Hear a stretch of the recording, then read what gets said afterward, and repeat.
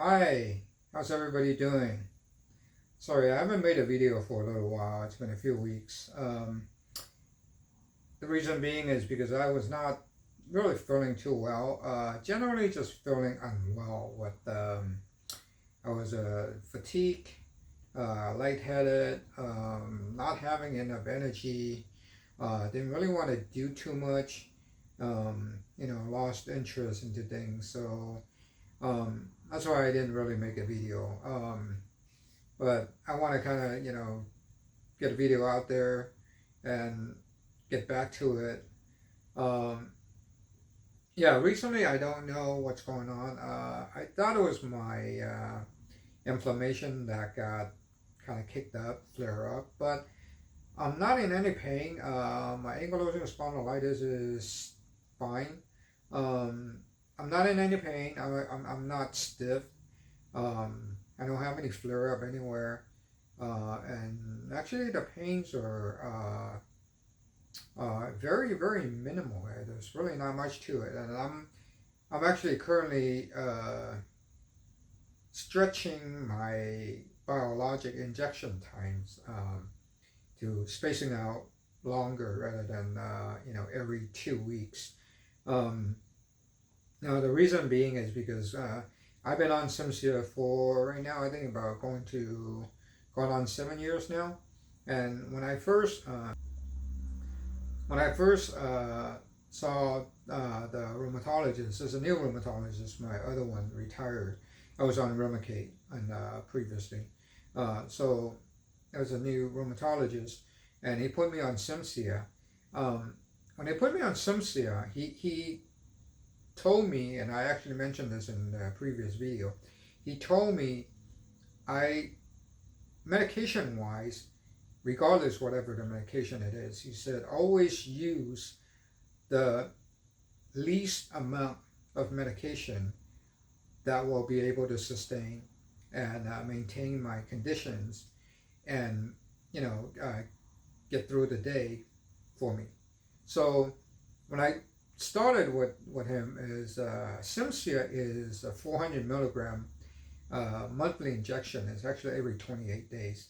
When I started, since he mentioned that to me, uh, I just inject the 100 milligrams. So it's a 200 milligram syringe, and it comes in a box of two. So every syringe is 200 milligrams. So I only inject half of that, and with 100 milligram, it'll last me for 3 months. I was in no pain, no stiffness, and I was actually good to go. But again, with all medications, over time, your body kind of get adopted to the medication, and I have to rely on it more and more. And over times, I was, 100 milligrams for 3 months, and then 200 milligrams for 3 months, 200 milligrams for 2 months, 200 milligrams for 1 month, and so on and so on. And then that rheumatologist retired, got another one over there, and been following her, gradually upping the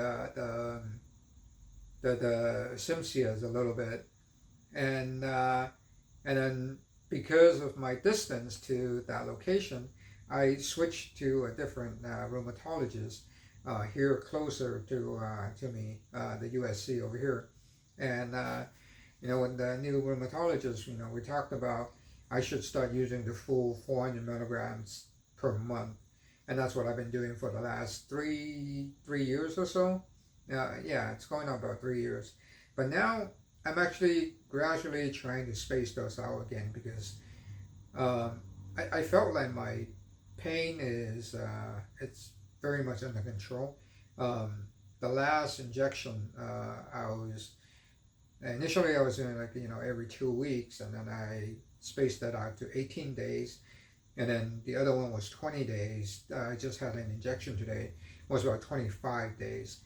I didn't mean to go 25 days. I was really wanted to do about 22 days because recently I was not feeling too well. So I actually had to talk to some doctors, waiting for some doctors to get back to me. We did some some blood works and all that stuff. Just want to hear from them before I get my injection in. So that's why it was 25 days.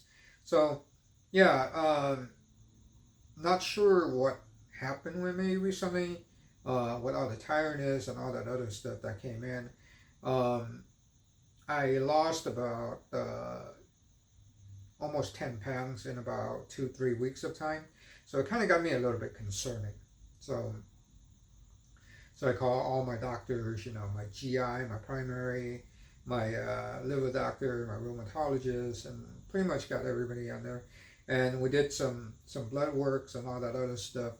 Mostly, actually, pretty much everything came back normal, except for one thing that came back was my iron is high, overloaded iron.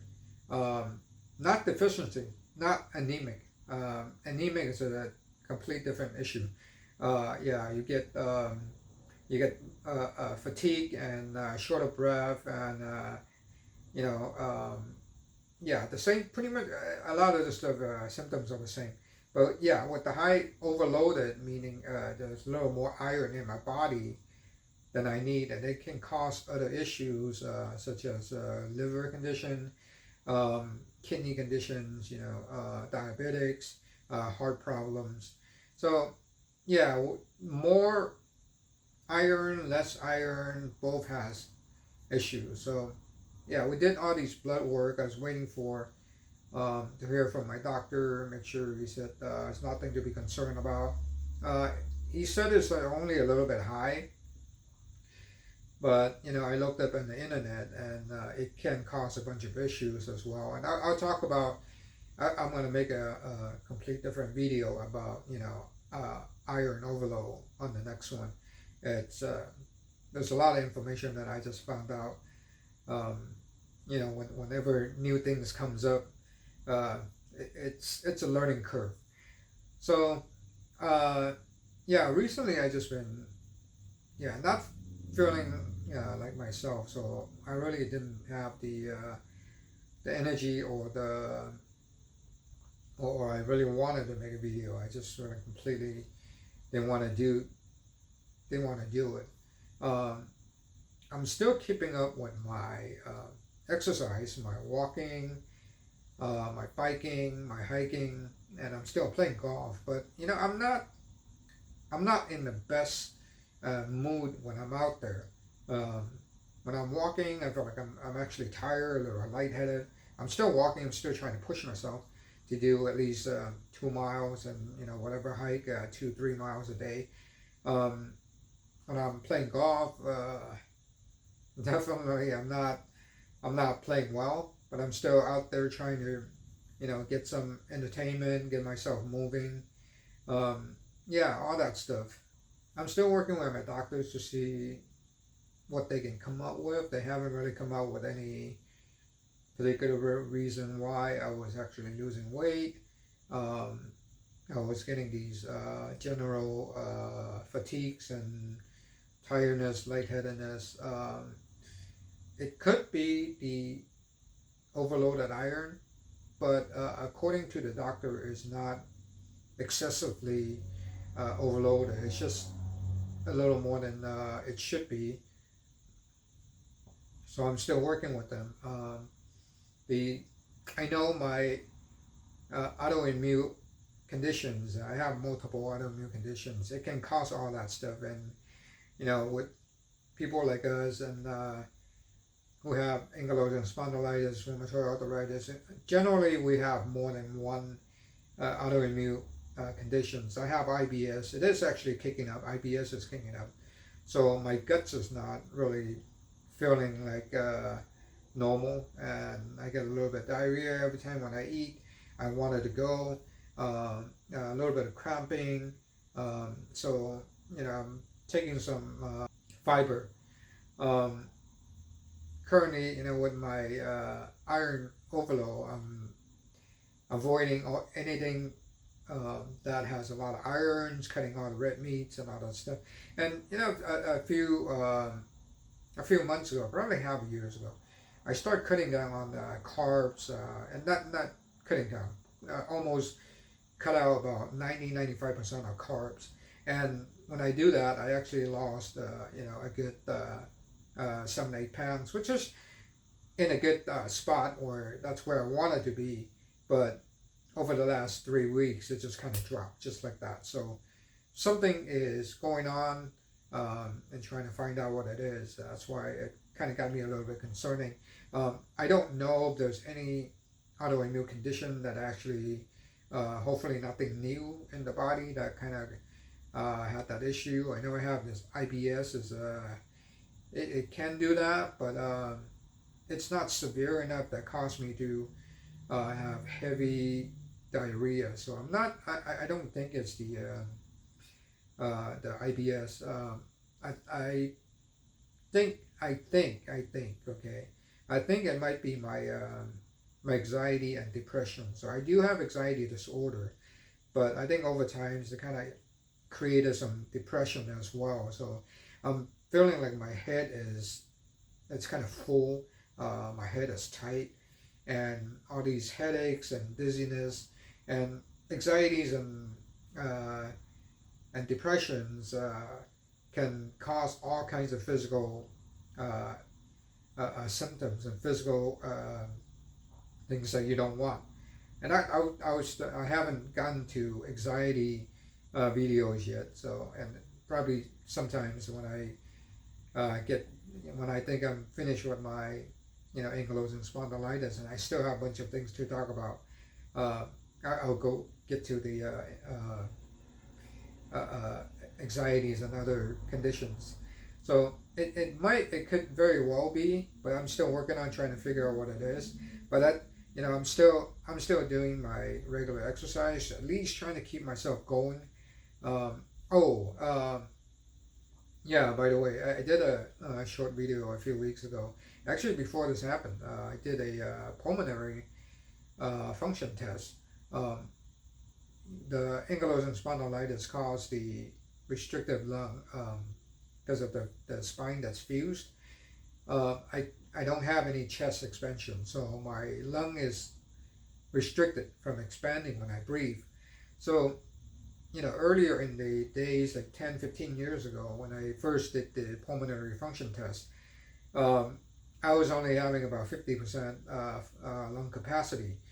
But the last 10 years, I've been doing more and more exercise, walking, hiking, biking, all that stuff. Actually, it hasn't improved.